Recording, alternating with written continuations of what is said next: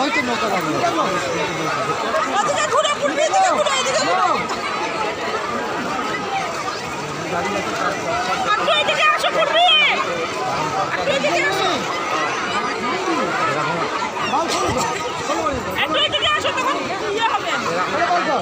ঘাট আছে সেটাই জানি না আমরা। এই আরে সব ঘাট ঘুরতে গেলে অনেক দূরে দূরে, এখান থেকে 5 কিলোমিটার 10 কিলোমিটার দূর দূর। 10 দিন লেগে যাবে যা বুঝছি।